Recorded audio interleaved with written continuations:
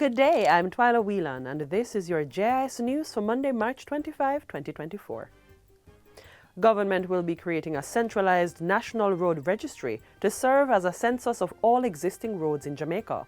Prime Minister Andrew Holness made the announcement in his budget debate presentation in Parliament. He says the ultimate goal is to provide data in support of ensuring a proper system of ongoing maintenance of the country's roads. The registry will contain information on the geographic location and establishment of ownership of these roads, which will inform future maintenance activity.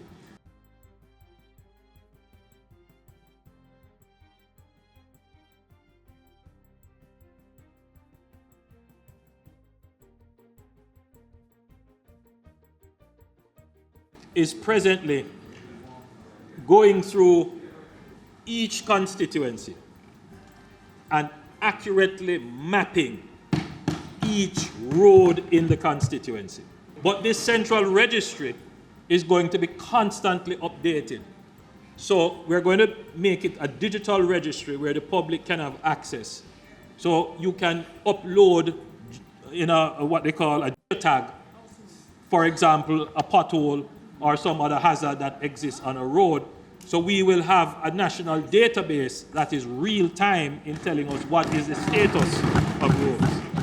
The government will be upgrading several beaches across the island to provide greater access to the public. 9 free community beaches are on the agenda for this year. Major development will be undertaken at the Fantasy Beach Park in Priory St. Anne for a similar facility as the Harmony Beach Park in Montego Bay. Prime Minister Andrew Holness says further development will take place in the upcoming fiscal year on the Boston Beach Park in Portland and another in Negril. I'm pleased to report that the beach access and management policy is complete and will be tabled at the next sitting of the House. The policy seeks to ensure Jamaica's beaches are preserved and sustainably managed for present and future generations.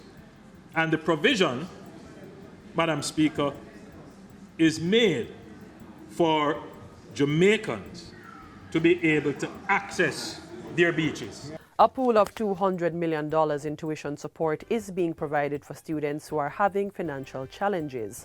This will benefit approximately 1,000 tertiary students who are in good academic standing with their institutions.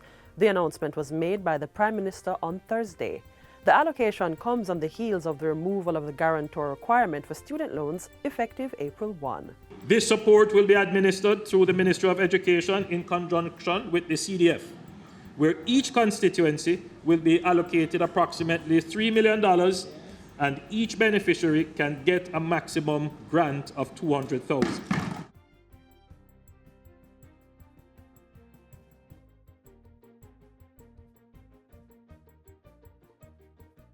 This administration is very serious about giving our students the opportunity to access higher education and skills as we seek to move from a low-wage economy to a high-productivity economy. Meanwhile, having removed tuition fees for all HEART programs up to Level 4, the government is incentivizing successful students.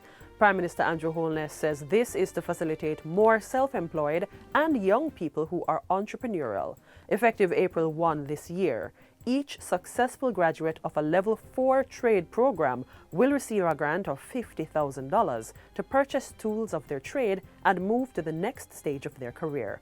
Path beneficiaries or wards of the state will receive $75,000. Additionally, starting next financial year, the HEART NSTA Trust will open a special grant facility of up to $100,000 for HEART-certified trainees who have registered a trade or business that has been operating for more than a year.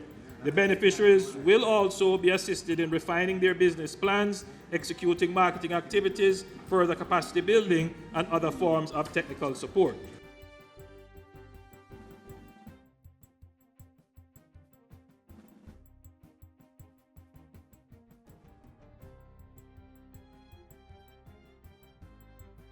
Mr. Holness says this move is to provide access to higher education and secure a...